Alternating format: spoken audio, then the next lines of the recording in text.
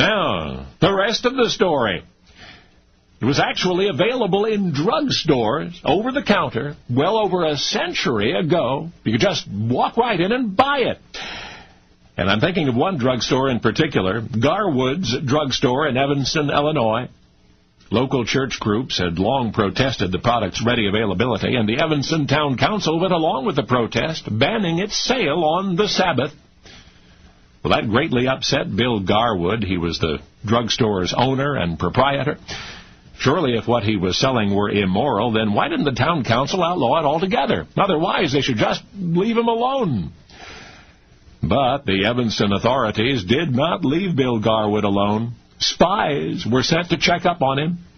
The city ordinance was clear. If they could just catch Bill in the act, if he were discovered just once to be pushing the stuff on the Sabbath, then they could lock him up and be done with it.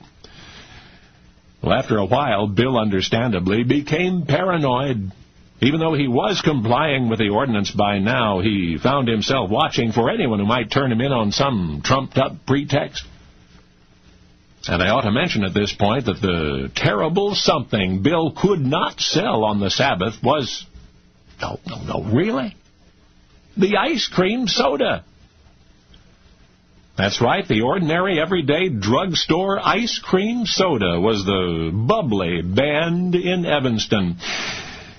You know, Garwood's even then was a landmark of sorts, a place where the whole community just naturally gathered to meet and shoot the breeze, mostly two at a time. In some towns it was the courthouse or the barber shop, but in Evanston it was Garwood's. Now, just outside on the corner was a fine, big shade tree. Bill had rigged up a signal bell at the curb within reach of passing carriage drivers. That way, Bill's patrons could ring for service without getting out of their carriages. They could even ask for an ice cream soda to sip in the shade of that big old tree. A drive-through drugstore. Curb service over a century ago. Much of Bill's income came from those sodas. In fact, he sold so many that they paid for his entire stock of drugs, and the sodas sold for only a nickel apiece. But then in 1875, a wave of reform hit Evanston. That's when the city ordinance came into effect, the law which banned the sale of ice cream sodas on the Sabbath. For one thing, argued the moralists, it was a frivolous concoction, not the sort of thing decent folks would consume on the day of worship. The main objection, however, was to the soda water itself, the carbonated water. That was the essentially evil element, they said. And so proprietor Bill Garwood, watching his drugstore business grind to a halt one day a week, conceived of a way to retaliate against the high-minded Evanston Town Council.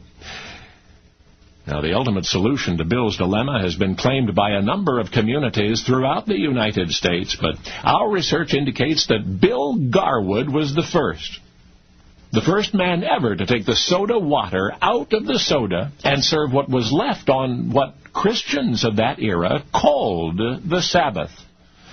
He even named it after the day on which sodas could not be sold, and so forever after it would be known as the Ice Cream Sundae. So now you know the rest of the story.